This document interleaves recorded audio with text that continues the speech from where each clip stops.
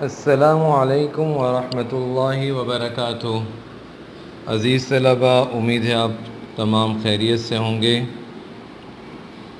آج کے سبق میں ہم سورہ احزاب شروع کر رہے ہیں اور سورہ احزاب کی آیت نمبر 1 سے 3 تک انشاءاللہ آج کے سبق میں پڑھیں گے۔ یہ آپ کی کتاب کے صفحہ نمبر 45 پہ یعنی 45 پر موجود ہے۔ حسب سابق سب سے پہلے آیات کی تلاوت اور اس کے بعد ترجمہ اور اس کے بعد اس کی تفسیر بیان کی جائے گی۔ تو آغاز کرتے ہیں۔ اعوذ باللہ من الشیطان الرجیم، بسم اللہ الرحمن الرحیم۔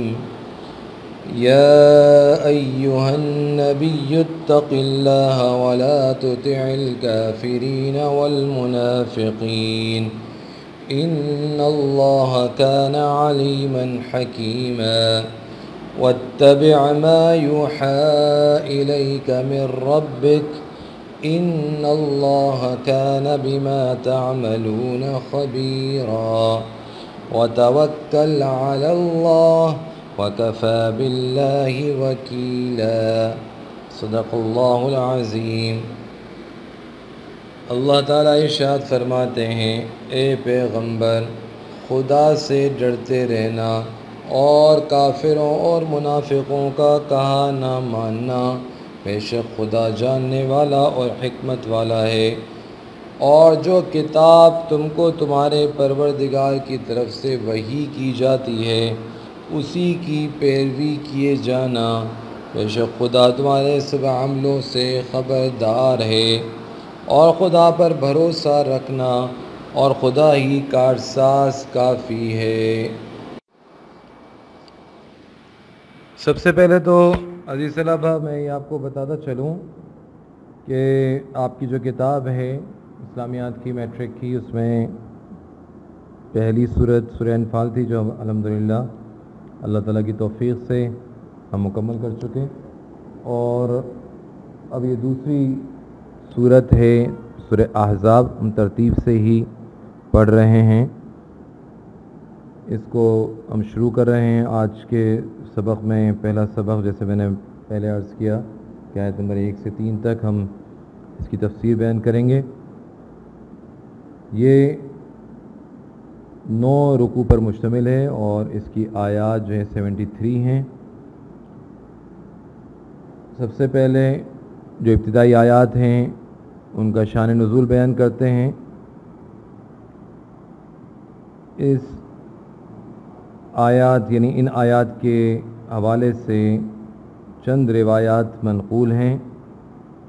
یوں سمجھ لیجئے کہ 3 واقعات عمومی طور پر بیان کیے جاتے ہیں ان ابتدائی آیات کے نزول کے حوالے سے۔ سب سے پہلے جو مفسرین نے ذکر کیا ہے وہ یہ کہ رسول اللہ صلی اللہ علیہ وسلم جب ہجرت کر کے مدینہ طیبہ تشریف فرما ہوئے تو آپ جانتے ہیں کہ مدینہ منورہ کے آس پاس یہود کے قبائل تھے، آپ نے پڑھا بھی ہے، بنو قریظہ، بنو نذیر، بنو قینقاع۔ یہ تو بڑے 3 قبیلے جو مشہور تھے وہ ان کے نام ہیں، اس کے علاوہ بھی اور یہودی بھی آباد تھے۔ آپ صلی اللہ علیہ وسلم کی خواہش اور کوشش یہ تھی کہ چونکہ یہ اہل کتاب ہیں، اہل علم ہیں، تو یہ لوگ مسلمان ہو جائیں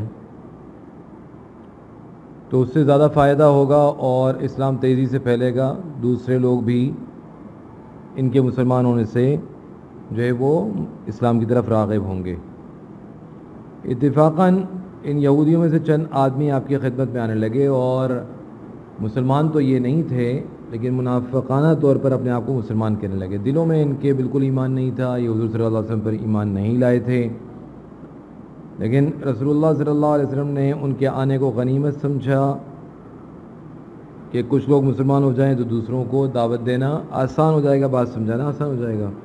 اس لیے آپ صلی اللہ علیہ وسلم ان کے ساتھ خاص مدارات کا معاملہ فرماتے تھے، یعنی ان کا اکرام کرتے تھے، ان کا خیال رکھتے تھے، اور ان کے جو کوئی چھوٹا بڑا کوئی آ جاتا تو ان کا بھی اکرام کرتے، کوئی بری بات بھی ان سے صادر ہوتی تو نظر انداز کر دیتے، چشم پوشی فرماتے۔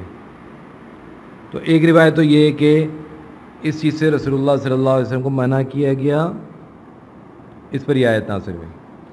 دوسرا واقعہ جو حضرت عبداللہ ابن عباس رضی اللہ تعالیٰ سے نقل کیا گیا ہے کہ ہجرت کے بعد کفار مکہ میں سے ولید بن مغیرہ اور شیبہ بن ربیعہ یہ مدینہ طیبہ آئے اور حضرت صلی اللہ علیہ وسلم کے سامنے یہ پیشکش کی کہ ہم سب قریش مکہ کے آدھے اموال آپ کو دے دیں گے اگر آپ اپنے دعوے کو چھوڑ دیں۔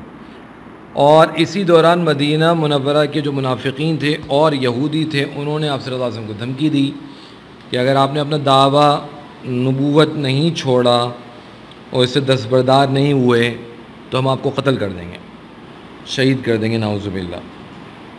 یہ ایک دوسرا قصہ ان آیات کے نزول کے حوالے سے لکھا گیا ہے۔ تیسرا واقعہ ایک اور بھی ہے، اور اس میں یہ ہے کہ ابو سفیان اور اکرمہ بن ابی جہل اور ابو العاور یہ مدینہ منورہ آئے اور آپ صلی اللہ علیہ وسلم سے ملنے کی خواہش ظاہر کی۔ آپ صلی اللہ علیہ وسلم نے ان کو امن دیا، انہوں نے ملاقات کی اور یہ کہا کہ آپ ہمارے معبودوں کو برا بھلا کہنا چھوڑ دیں، برائی کے ساتھ ان کا ذکر کرنا چھوڑ دیں، صرف اتنا کہہ دیں کہ یہ بھی شفاعت کریں گے اور نفع پہنچائیں گے۔ اگر آپ اتنا کر لیں گے تو ہم آپ کے رب کو چھوڑ دیں گے، جھگڑا ختم ہو جائے گا، آپ پھر جو چاہیں کریں، آپ جو دعوت دے رہے ہیں وہ دیتے رہیں، ہمارے آپ کے درمیان کوئی جھگڑا نہیں رہے گا، بس اتنا کر لیں۔ تو رسول اللہ صلی اللہ علیہ وسلم کو ان کی بات بہت بری لگی، اور اس وقت جو مسلمان وہاں تھے ان کو بھی بہت بری لگی۔ حضرت عمر رضی اللہ تعالیٰ کو متعلق آتا ہے کہ انہوں نے آپ صلی اللہ علیہ وسلم سے عرض کیا کہ آپ مجھے اجازت دیں میں ان کو قتل کر دوں، لیکن آپ نے فرمایا کہ میں ان کو امن دے چکا ہوں۔ تو اس پر یہ آیات نازل ہوئیں۔ واللہ اعلم بالصواب۔ میں نے 3 واقعات آپ کے سامنے رکھ دیے، تینوں واقعات ہی ہو سکتا ہے کہ قریب قریب ہوئے ہوں، تو یہی تینوں واقعات شان نزول اس کا بنتے ہوں۔ اب ان آیات کی تفسیر کی طرف چلتے ہیں۔ سب سے پہلے تو یا ایھا النبی، آپ صلی اللہ علیہ وسلم کو آپ کے نام محمد یا احمد سے یا مخاطب نہیں کیا گیا، عمومی طور پر رسول اللہ صلی اللہ علیہ وسلم کو جو ہے وہ نام لے کر نہیں پکارا گیا، سوائے ان جگہوں کے جہاں پر نام سے پکارنا ضروری تھا، اور وہ غالباً 4 جگہ ہیں۔ بہرحال آپ صلی اللہ علیہ وسلم کے جو مقام اور مرتبہ ہے اس کا لحاظ اور خیال کرتے ہوئے اس خاص اعزاز و اکرام کا معاملہ اللہ تعالیٰ نے آپ صلی اللہ علیہ وسلم کے ساتھ کیا کہ پورے قرآن کریم میں کہیں آپ کو نام لے کر مخاطب نہیں کیا گیا، سوائے میں جیسے عرض کیا ان جگہوں کے، ان مقامات کے جہاں نام لینا ضروری تھا، ورنہ باقی انبیاء کو نام کے ساتھ پکارا گیا ہے، عمومی طور پہ نام کے ساتھ پکارا گیا۔ تو یہ آپ صلی اللہ علیہ وسلم کا مرتبہ اور مقام ہے کہ امت کو سکھلایا گیا، بتایا گیا کہ آپ صلی اللہ علیہ وسلم کا مقام کتنا ادب کا مقام ہے۔ تو پہلی بات تو یہ ہو گئی کہ آپ صلی اللہ علیہ وسلم کا نام مبارک نہیں لیا گیا، بلکہ یا ایھا النبی فرمایا گیا۔ اب اگلا جو حکم ہے اتق اللہ، یعنی اللہ سے ڈریے، اور پھر اس کے بعد دوسرا جو حکم ہے ولا تطع الکافرین والمنافقین، کہ کافروں اور منافقوں کی اتباع نہیں کیجیے، ان کا کہنا مت مانیے۔ یعنی اب اس کا مطلب کیا ہے؟ ایک بات تو میں پہلے عرض کر دوں کہ رسول اللہ صلی اللہ علیہ وسلم سے یہ بات ناممکن ہے کہ آپ صلی اللہ علیہ وسلم کسی مشرک کا، کسی کافر کا، کسی منافق کا کہنا مان لیں، یہ ہو ہی نہیں سکتا۔ تو اصل بات تو یہ ہے کہ آپ صلی اللہ علیہ وسلم کو جو حکم دیا گیا وہ اصل میں آپ کے ذریعے امت کو حکم دیا گیا. ورنہ عزیز طلبہ لالچ دی ہو یا دھمکی دی ہو، آپ صلی اللہ علیہ وسلم نہ ان سے ڈرنے والے تھے، نہ ان سے دبنے والے تھے، نہ ان سے گھبرانے والے تھے. اس لیے یہ میں بات ایسے نہیں کہہ رہا، بلکہ میں دلیل کے ساتھ یہ بات کر رہا ہوں، اور آپ اس دلیل کو اچھی طرح جانتے اور سمجھتے ہیں کہ دیکھیے یہ تو ہجرت کے بعد کا واقعہ ہے. جب رسول اللہ صلی اللہ علیہ وسلم اس دعوت کو لے کر کھڑے ہوئے تو بالکل اکیلے تھے، تنہا تھے. اور بعد میں کچھ لوگ مسلمان ہوئے، ایمان لائے، لیکن وہ بھی کمزور طبقہ تھا. معاشی اعتبار سے، طبقاتی اعتبار سے وہ کمزور حضرات تھے. ان کے اوپر ظلم و ستم مکہ مکرمہ میں کیا جاتا تھا، اور رسول اللہ صلی اللہ علیہ وسلم اس کے باوجود بھی ڈٹے رہے، نہ مشرکین کا کہنا مانا، نہ ان سے ڈرے، نہ ان سے دبے. تو جب اکیلے تھے اس وقت نہیں ڈرے، اس وقت نہیں دبے، تو پھر اب کہاں سے سوال پیدا ہوتا ہے جبکہ اب صحابہ کی ایک بڑی جماعت موجود ہے مدینہ منورہ میں، تو پھر کیوں ڈریں گے اور کیوں دبیں گے اور کیوں ان کا کہنا مانیں گے؟ تو اصل بات یہی ہے کہ رسول اللہ صلی اللہ علیہ وسلم کو ایک طرف حکم دیا گیا کہ آپ ان کی فرمائشیں جو فرمائشیں ہیں وہ ماننے کے قابل نہیں ہیں، آپ ان کی بات نہ مانیں، لیکن اصل معاملہ امت کو سنانا ہے. ایک دوسری رائے مفسرین کی یہ بھی ہے کہ اتق اللہ کا جو حکم ہے وہ اس حوالے سے خاص ہے کہ جب انہوں نے اس قسم کی بات کی کہ ہمارے معبودوں کو برا نہ کہیں اور ان کو بھی سفارشی سمجھیں، تو اس سے حالات میں تناؤ پیدا ہوا، کشیدگی پیدا ہو گئی. صحابہ نے غصے کا اظہار کیا اور ان کو قتل کرنے کا ارادہ کیا. تو قرآن نے کہا اتق اللہ، اللہ سے ڈریے.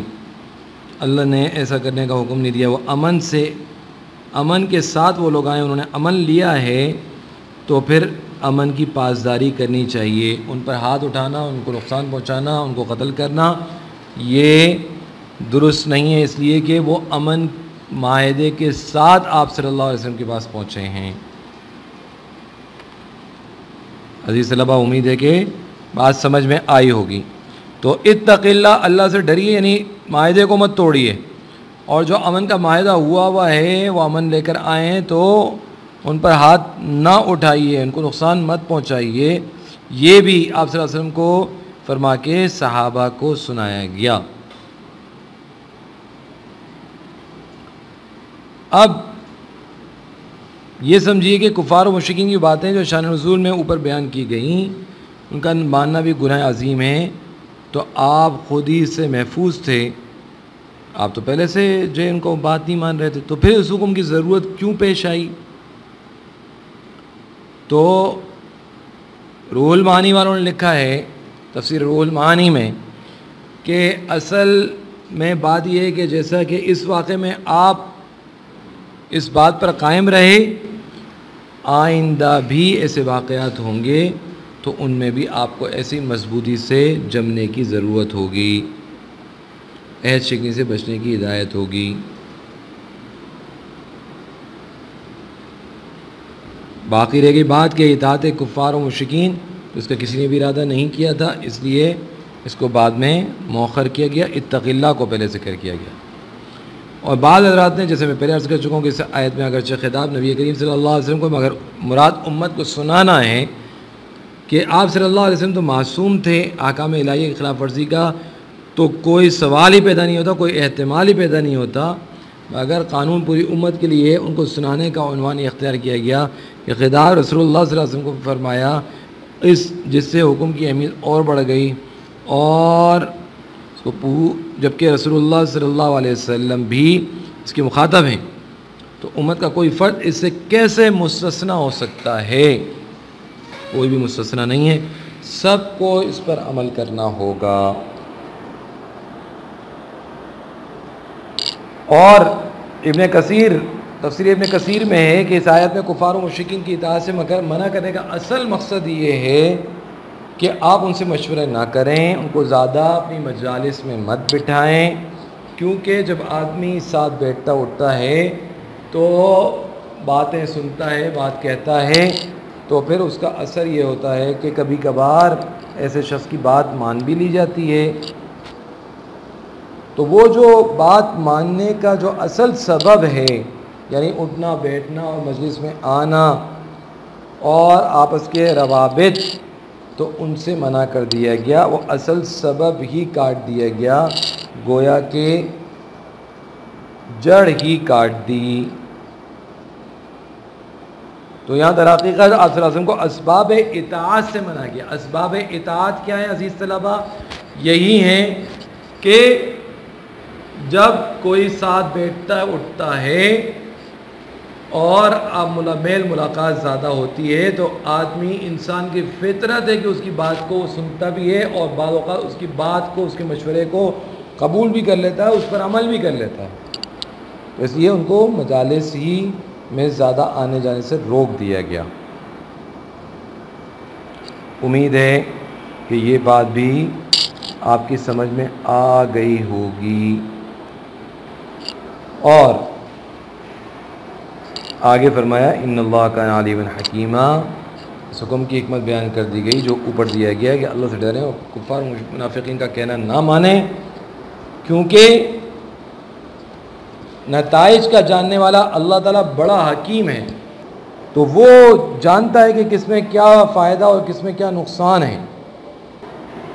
تو آپ کو تو معلوم ہے کہ کفار کیسے تھے اور منافقین کیسے تھے، ان کی عادتیں کیا تھیں۔ تو ان کی بعض باتیں ایسی تھیں کہ جن سے شر و فساد کم ہونے کے بجائے بڑھ سکتا تھا، اور باہمی رواداری کی جو فضا بن رہی تھی وہ ٹوٹ سکتی تھی، اس لیے اللہ تعالیٰ نے ان کو آنے سے منع فرما دیا، اور حضور صلی اللہ علیہ وسلم کو ان کو اپنی مجالس میں بٹھانے سے بھی منع فرما دیا۔ آگے حکم دیا گیا وَاتَّبِعْ مَا يُوحَىٰ إِلَيْكَ مِن رَبِّكَ، تو یہ پہلے ہی حکم کا تکملہ ہی ہوا کہ آپ کفار و منافقین کی باتوں میں نہ آئیں، ان کی بات نہ مانیں، بلکہ جو اللہ تعالیٰ کی طرف سے جو وحی کی جاتی ہے، وحی کے ذریعے بتایا جاتا ہے، بس آپ صلی اللہ علیہ وسلم، آپ کے صحابہ اس کی اتباع کریں، اس کی اتباع کریں، اور آپ کے بعد یعنی آپ کے صحابہ کے بعد یہ ساری امت اس کی اتباع کرے گی۔ اور آخری آیت میں بتایا گیا، فرمایا گیا وَتَوَكَّلْ عَلَى اللَّهِ وَكَفَىٰ بِاللَّهِ وَكِيلًا، یہ بھی اسی حکم کی تکمیل ہے۔ اس میں ارشاد فرمایا گیا کہ آپ صلی اللہ علیہ وسلم ان لوگوں کی باتوں پر کان نہ دھریں، اپنے مقصد کی کامیابی میں صرف اللہ پر بھروسہ کریں کہ وہی کارساز ہے، اس کے ہوتے ہوئے آپ صلی اللہ علیہ وسلم کو کسی کی رواداری کی ضرورت نہیں۔ جب وہ ساتھ ہے تو پھر کوئی غم نہیں، کوئی پریشانی نہیں، کوئی دکھ نہیں۔ آپ صلی اللہ علیہ وسلم کو یہ فرما دیا گیا کہ آپ ان کے ساتھ مشاورت اور مجالست نہ کریں۔ یہاں علماء نے ایک مسئلہ اور لکھا ہے، وہ بھی سن لیجئے کہ دیکھیے ان آیات سے یہ تو ثابت ہو گیا کہ جو دینی امور ہیں، دینی احکامات ہیں، ان میں تو کافروں سے، مشرکوں سے مشورہ لینے کی اجازت نہیں ہے، بالکل جائز نہیں ہے کہ دینی امور میں کافروں سے مشورہ لیا جائے۔ لیکن دوسرے امور جن کا تعلق دینی حوالے سے نہیں ہے، ان میں مشورہ لیا جا سکتا ہے یا نہیں لیا جا سکتا، تو علماء نے لکھا ہے کہ اس میں مشورہ لیا جا سکتا ہے۔ مثلا میں ایک دو مثالیں آسان سی آپ کے سامنے عرض کرتا ہوں تاکہ بات واضح ہو جائے۔ جیسے ایک آدمی بیمار ہو گیا، اب اس نے ڈاکٹر کو دکھایا، ایک ڈاکٹر کو دکھایا، اس نے بتایا، اس کا علاج بتایا، اب وہ کسی دوسرے ڈاکٹر کو دکھانا چاہتا ہے تاکہ اس کو اطمینان ہو کہ ہاں جو پہلے ڈاکٹر نے جو بات کہی ہے وہ صحیح ہے۔ اب وہ اس سے بھی ماہر ڈاکٹر کو دکھانا چاہ رہا ہے، اور وہ جو ڈاکٹر ہے وہ عیسائی ہے، تو اب اس سے مشورہ کر سکتا ہے یا نہیں کر سکتا؟ تو اس سے مشورہ کر سکتا ہے۔ اس سے اپنے علاج کے بارے میں بات کر سکتا ہے، اس کی اجازت دی ہے شریعت نے۔ یا ایک دوسری مثال میں عرض کرتا ہوں، جیسے کوئی قانونی پیچیدگی ہو گئی، کوئی مسئلہ ہے، قانونی کوئی مسئلہ درپیش ہے، اب وہ وکیل سے مشورہ کرنا چاہ رہا ہے، اور وکیل جو ہے وہ ہندو ہے، تو اب اس وکیل سے وہ مشورہ کر سکتا ہے کہ مجھے اس معاملے میں جو یہاں کے قوانین ہیں اس کے مطابق مجھے کیا کرنا پڑے گا، کیا کرنا چاہیے، اس میں مشورہ وہ کر سکتا ہے، ٹھیک ہے۔ لیکن جہاں دین کی بات آ جائے گی وہاں پھر کسی غیر مسلم سے مشورہ کرنا، رائے لینا جائز نہیں ہے۔ امید ہے کہ آج کا سبق آپ کو سمجھ میں آ گیا ہوگا، اسی پہ اکتفا کرتے ہیں، اگلے سبق کے ساتھ پھر انشاءاللہ حاضر ہوں گے۔ السلام علیکم ورحمۃ اللہ وبرکاتہ۔